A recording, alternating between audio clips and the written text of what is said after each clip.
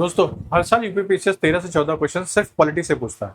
लेकिन क्या आपको पता है उनमें से ज्यादातर क्वेश्चन सिर्फ 30 कॉन्सेप्ट के आसपास ही घूमते रहते हैं। जब मैंने 2014 से लेकर 2025 तक 137 पॉलिटी के पीवाईक्यू को डीपली एनालाइज किया तो मुझे कुछ चीजें समझ में है। यूपीपीसीएस हर बार कोई नया क्वेश्चन नहीं पूछता, वही पुराने क्वेश्चंस को आपके सामने ट्रैप के तौर पर प्रेजेंट करता है। और सबसे बड़ी बात, एस्पिरेंट्स पूरी बुक पढ़ लेते हैं लेकिन पेपर सिर्फ उसी 30 कॉन्सेप्ट के आसपास ही घूमते हुए मिलेगा। अगर आपने इस 30 कॉन्सेप्ट के ऊपर मास्टरी कर ली तो पॉलिटी आपके लिए सबसे ज्यादा स्कोरिंग हो सकता है।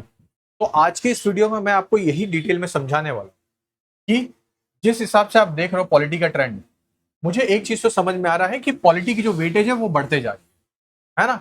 तो बढ़ तो रहा है, स्पेशली क्या बढ़ रहा है तो मल्टीपल स्टेटमेंट वाले जितने क्वेश्चन है, जितने भी मल्टीपल स्टेटमेंट वाले क्वेश्चन है वो पूछे जा रहे हैं।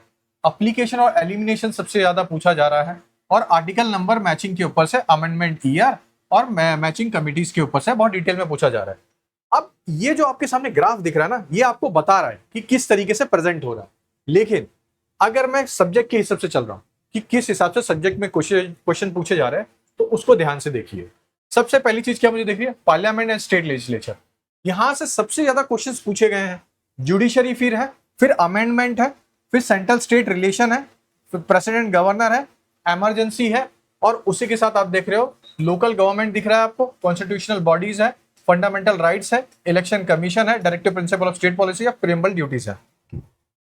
अब आप बोलोगे कि सर ये तो सब बता दिया आपने। नहीं, यहाँ पे आप ये एक चीज देखो 547 और 226, ये क्या दिख रहा है, ये वेटेज है क्वेश्चंस के। इतने सारे क्वेश्चंस पूछे गए हैं और सबसे ज्यादा जो पूछे जाने की संभावना एक तो parliament, state legislature, local government से, कॉन्स्टिट्यूशनल बॉडी से, जुडिशरी से, अमेंडमेंट से और फंडामेंटल राइट्स से।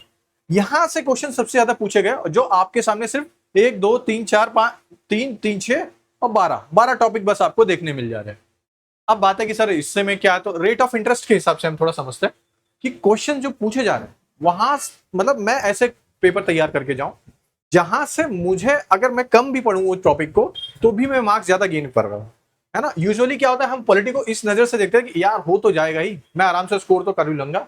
तो ये 30 टॉपिक है जो आपके सामने अच्छे से लिखे हैं। पहला है संसद, दूसरा क्या है स्थानीय शासन के ऊपर है, फिर मौलिक अधिकार है, फिर संशोधन प्रक्रिया है, राज्यपाल है, राष्ट्रपति है, न्यायपालिका व न्याय समीक्षा है, फिर संवैधानिक बनाम और गैर संवैधानिक मतलब कॉन्स्टिट्यूशनल नॉन कॉन्स्टिट्यूशनल, डीपीएसपी, फिर प्रियम्बल प्रस्तावना जिसे हम, इलेक्शन कमीशन, निर्वाचन आयोग है, अनुसूची है 1 से 12, फिर संविधान सभा है, कॉन्स्टिट्यूशनल असेंबलीज है, फिर नागरिकता सिटीजनशिप है और केंद्र राज्य विधि संबंध है, वित्तीय आयोग, फिर आपातकाल जो इमरजेंसी है, दल बदल कानून हो गया, मूल कर्तव्य हो गए, फिर उपराष्ट्रपति व अध्यक्ष के बारे में, मंत्रिपरिषद, पंचवी और छठवीं अनुसूची होती है उनके बारे में, संघवाद, राज्य पुनर्गठन, अनुच्छेद नंबर 370 और 371 के बारे में, तो महान्यायवादी और विधि अधिकार है, फिर राजभाषा है, फिर अनुचित क्षेत्र प्रशासन है, संविधान संशोधन है और महाभियोग और पद हटाओ है।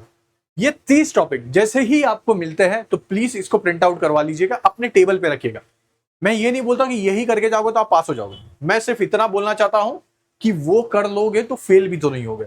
मेरे कहने का मतलब है अगर पॉलिटी में 14 क्वेश्चन आ रहे हैं तो आप इतने तो कैपेबल हो जाओ कि 13 क्वेश्चन तो सही करके आओ, है ना। और जोक नहीं मारो क्योंकि पॉलिटी सबका आसान होता है, सबको पॉलिटी आती है। अगर आप यहीं पे लैग कर जाओगे तो फिर तो कुछ हो नहीं सकता। तो वो चीजें पढ़िए जहां से आपके स्कोर करने की सबसे ज्यादा तादाद बढ़ सकती है ना। तो संसद की शक्ति के ऊपर, पार्लियामेंट के पावर के ऊपर से क्वेश्चन जैसे पूछ रहे तो एग्जामिन करने के लिए मनी बिल है, ये बहुत ज्यादा फेवरेट है। अब मैं बोलता हूं कि मनी बिल और फाइनेंस बिल, अब आप फाइनेंस बिल में 1 2 3 करके पढ़ोगे मगर ये तो पता होना चाहिए कि फाइनेंस बिल क्या है, तो वहां से क्वेश्चन ऐसे पकड़ के बना लिया जा रहा है।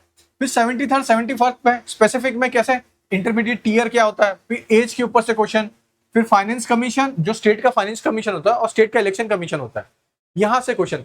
अब आपको एक चीज नहीं समझ में आ रही होगी, चलिए ठीक है, ये यहां पे तो दिख ही रहा है। मैं सबसे बड़ी चीज क्या समझाने की कोशिश कर रहा हूं कि जब क्वेश्चन पूछने का जो तरीका होता है, हाँ यहां से देखिए आपको समझ में आएगा कि एग्जामिनर के अपने थॉट प्रोसेस में ले रहा है। इस चीजों को समझिएगा। सबसे पहली चीज क्या है कि संशोधन कौन आरंभ कर सकता है, तो who can initiate constitutional amendment, ये पूछता है। और इसी को कंपेयर करने के लिए उसने बोल दिया कि मनी बिल के साथ, है ना, कि मनी बिल के साथ इसको कंपेयर करते हुए कौन इनिशिएट कर सकता है, इस तरीके से पूछ लिया जाएगा। फिर राज्यपाल की न्यायिक अनुमति, फिर गवर्नर्स, लीगल इम्यूनिटी, ये पूछ लेंगे। तो ये क्या है, वो आप 361 और 153 के बारे में अच्छे से समझ।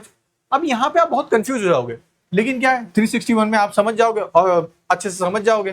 तो एग्जामिनर का जो माइंडसेट होता है ना, वो ये चीजें समझने की कोशिश करता है और वो उन चीजों को उठाता है जहां पे आप सबसे ज्यादा कंफ्यूज होगे। उस कंफ्यूजन को कैसे दूर करना है, वही मैं आपको अभी और आगे डिटेल में समझाने वाला हूं। अभी तक अगर वीडियो अच्छी लगी तो लाइक शेयर सब्सक्राइब कर दीजिएगा। इसके बाद जो मैं बताने वाला हूं वो आपके थॉट प्रोसेस को और ज्यादा क्लीन करेगी और समझाएगी कि यूजुअली होता क्या है। हमें ऐसा लगता है कि हमें सब पॉलिटी आती है, हमें सब चीज याद है, मैं हर चीजें तो कर ही लूंगा, कोई दिक्कत नहीं है। जब एग्जाम हॉल में जब पेपर दे के आता है ना, तो हमें पता चलता है कि अरे यार ये 3-4 क्वेश्चन गलत हो गया, पॉलिटी के गलत हो जाते हैं, मगर हमारा दिमाग नहीं मानता है। हम पेपर को चेक करते समय हम उसको बोल देंगे अरे यार ये तो मेरा सही होगा, लेकिन जब रिजल्ट आता तो पता चलता अरे यही गलत हो गया। मतलब वो इजी क्वेश्चन गलत होता है बिकॉज कि जो रिवीजन करना है मैंने वो नहीं किया, बाकी सब मैंने कर लिया, है ना। तो मनी बिल और फाइनेंस बिल के बारे में देखिए, दोनों को कंपेयर करके देखिए। जब आप कंपेयर करोगे ज्यादा अच्छे से याद रहेगा। फिर उसके बाद constitutional bodies, non constitutional body को कंपेयर करिए, गवर्नर और प्रेसिडेंट को कंपेयर करिए, इमरजेंसी में आर्टिकल 352, 356, 360, ये सबको मैच करके देखिए, पढ़िए इसके ऊपर। डीपीएसपी के बारे में देखिए, डीपीएसपी में क्या देखना है, जो अमेंडमेंट है, कौन कौन सा अमेंडमेंट से नए नए आर्टिकल को ऐड किया, क्यों ऐड किया वो समझिए। तो यहां से आपके डीपीएसपी का प्रॉब्लम सॉल्व हो जा रहा है ना। लोकल बॉडीज के बारे में आपको देखना है, आर्टिकल 19 है जो सबसे बड़ा मोस्ट इंपॉर्टेंट है। फिर उसके बाद 10 शेड्यूल। अब आर्टिकल 19 में क्या पूछ रहा है, कौन सा ऐसा एक चीज है जो आर्टिकल 19 में मेंशन है। 4 ऑप्शन दे देगा, आप कंफ्यूज हो जाओगे। फिर फाइनेंस कमीशन, सीएजी है, फिर 5th शेड्यूल और ट्राइबल्स के ऊपर से पूछा जा रहा है। सबसे बड़ी बात क्या है कि एग्जामिनर हर बार एक वोकेबुलरी लेके आता है आपके सामने, है ना, एक शब्दावली लेके आता है। जब आप उस शब्दावली को नहीं समझ पाते हो, क्यों, क्योंकि वो भी जानता है कि आप प्रेशर में। जब आप उस शब्दावली को इग्नोर करते हो, उस वोकेबुलरी को इग्नोर करते हो, तभी आप वहीं पे सबसे बड़ी गलती कर देते हो। और उस शब्दावली पे पकड़ पाने के लिए आपको इन टॉपिक के ऊपर मल्टीपल टाइम रिवाइज करना है। अब होता क्या, मैं एक सिंपल चीज बताता हूं।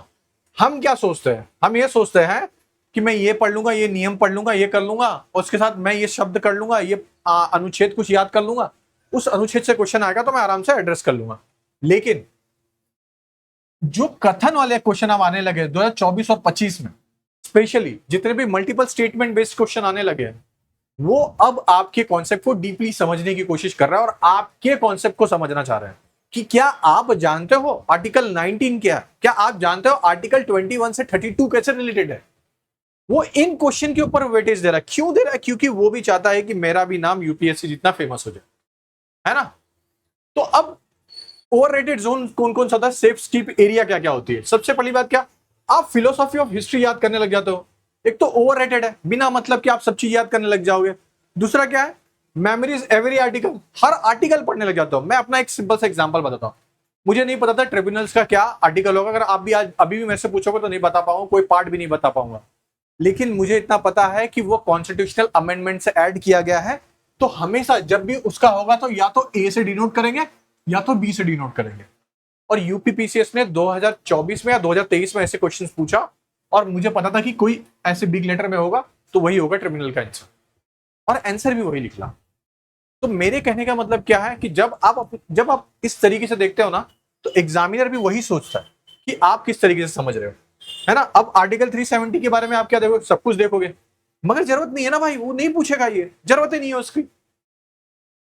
अब पीवाईक्यू जब मैंने डीपली एनालाइज किया ना, ये सबसे बड़ी प्रायोरिटी निकल के आई। अगर मुझसे पूछोगे तो ये प्रायोरिटी है जिसको मैं अभी बता नहीं सकता। क्यों, वही दिक्कत है, मैं छुपा देता हूं कि वही दिक्कत है। अगर मैं बता दूंगा, वही एग्जामिनर रहेगा, वो देख लेगा, वो फिर वो बोलेगा कि भाई अब मैं तो इससे क्वेश्चन नहीं बनाऊंगा। तो ये जो आपके सामने पूरा दिख रहा है ना, मैं छुपा देता हूं, ये जो दिख रहा है, प्लीज इससे हमारे ऐप से जाके डाउनलोड कर लीजिएगा और शेयर ना करो तुम्हारे लिए, और बाकी जितने भी गरीब लोग हैं यार उनके साथ तो प्लीज कर दीजिएगा। हाई रेट ऑफ इंटरेस्ट किसमें, तो पार्लियामेंट से क्वेश्चन पूछेगा, लोकल गवर्नमेंट से, फंडामेंटल राइट से, और उसके बाद गवर्नर और प्रेसिडेंट से सबसे ज्यादा क्वेश्चन पूछेगा। फिर उसके बाद वो धीरे धीरे कम करते हुए आएगा। लेकिन अगर आप इन 3 चीजों, मतलब 1 2 3 4 5 6 7 8 9 10 11 12 13, सिर्फ ये 13 टॉपिक जो आपको दिख रहा है यहां पे सिर्फ इन 13 टॉपिक पे आपने अच्छी से पकड़ बना ली, आपका पॉलिटी का 90% क्वेश्चन करेक्ट होगा। नहीं विश्वास है, आज से सिर्फ 3 दिन तक बस आप इतना पढ़िए और उसके बाद जाइए कोई भी पीवाईक्यू उठाइए या कोई भी क्लासेस का टेस्ट सीरीज उठाइए, जाके दीजिए। मैं इस चीज की गारंटी लेता हूं कि आपका स्कोर बढ़ते हुए दिखेगा। क्यों? क्योंकि ये सबसे मोस्ट इंपोर्टेंट टॉपिक्स है और सिर्फ यूपीपीसीएस में नहीं, ये यूपीएससी में भी है। अब उसके बाद अंक प्रति घंटा विश्लेषण के हिसाब से अगर मैं बताऊं, जब लास्ट का टाइम आता है तो सबसे ज्यादा जरूरी होता है लास्ट का मंथ। उस लास्ट के मंथ में आप कौन सी चीजें कितनी बार रिवाइज कर रहे हो, वो यहां से डिसाइड होती है आपकी।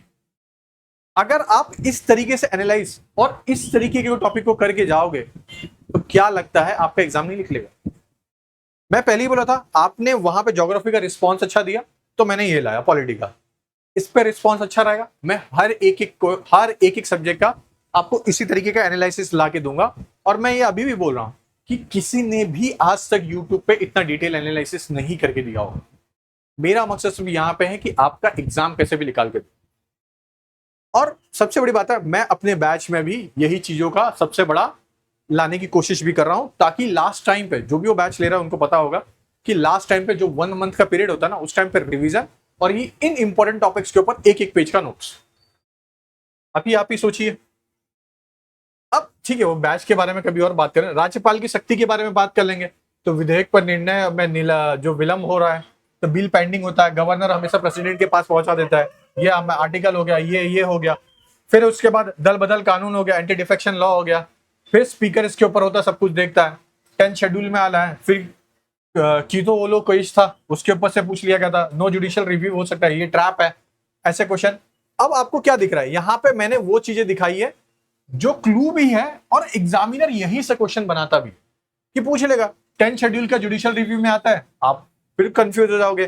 फिर एक चीज पूछ लेगा, जो जनगणना डिलिमिटेशन कमीशन है वो कॉन्स्टिट्यूशनल बॉडी है कि नॉन कॉन्स्टिट्यूशनल बॉडी है, वो पूछ लेगा, फिर आप कंफ्यूज हो जाओगे।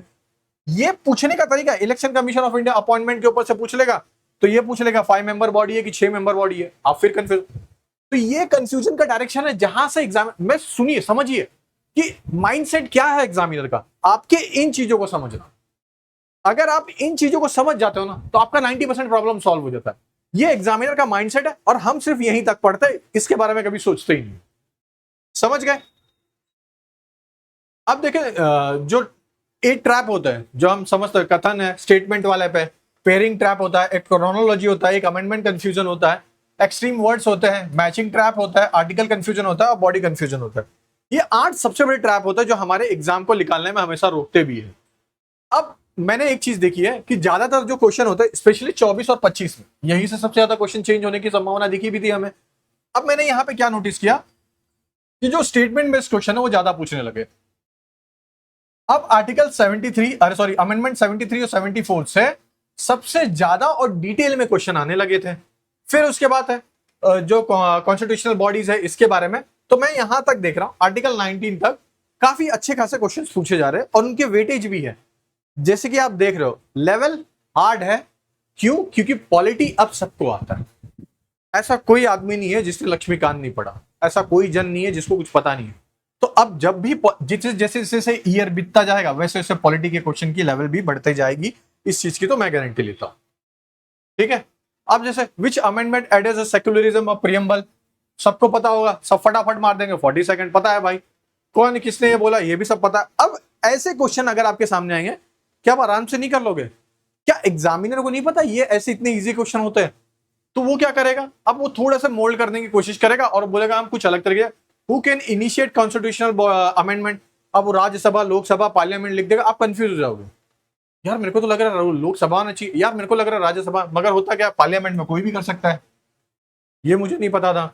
अब हो सकता है उसमें प्रेसिडेंट के साथ कंफ्यूज कर दें, आप वहां पे भी कंफ्यूज। मैं मेरे कहने का मतलब समझ रहे हो ना कि कंफ्यूजन का कैसे कैसे लेवल होता है। जैसे speaker continue till when after dissolution, तो अनुच्छेद नंबर 94 हाँ होता है, टिल न्यू हाउस मीट नहीं हो जाती। तो ये ऐसे क्वेश्चन है जो पूछेगा ना तो आपको समझ में नहीं आएगा कि मैं उसके लिए क्या आंसर दूं। ओके, तो अब मैं हर बार बोल रहा हूं कि अभी भी मैं बोल रहा हूं पॉलिटी से 11 से 13 क्वेश्चन आने की सबसे ज्यादा संभावना है। नो डाउट है, बढ़ सकता है, कम हो सकता है, मैं उसके ऊपर कभी नहीं जाऊंगा। लेकिन अगर आप 60 से 70 घंटा सिर्फ पॉलिटी को दे दो आप पॉलिटी के ऊपर मास्टरी भी आ जाएगी और आपको आराम से हो भी जाएगा। 7 दिन का शेड्यूल है, जब आपको मिलेगा प्लीज देखिएगा उसको, आपको मदद भी मिलेगी। ठीक है, अब official style questions with answer clue कि जैसे प्रस्तावना, सोशलिज्म जो है एडेड हुआ था, ये सब के ऊपर से आपको मैंने दिखा दिया। अब जो सबसे मोस्ट इंपॉर्टेंट है ना, कि हमें जो मस्ट स्टडी करना है और इंपॉर्टेंट ऑप्शनल जो है, इस पे आपका टाइम वेस्ट नहीं होगा। टाइम वेस्ट के लिए मैंने ऑलरेडी लिखा है, और स्किप करना है जो आपको ये भी लिखा हुआ मिल जा रहा है। प्लीज अब करना चालू कर दीजिए। और मैं फिर बता रहा हूं, देखिए मुझसे दुश्मनी कर लो, कुछ भी कर लो, दोस्ती कर लो, ये करके अगर ये पीडीएफ से आपने एडवांटेज नहीं उठा पाया, आपका नुकसान। मैंने इस बार पूरा डिटेल में समझाया दिया। अगर वीडियो अच्छा लगा तो लाइक शेयर सब्सक्राइब करिए। ओके दोस्तों, चलिए, जय हिंद।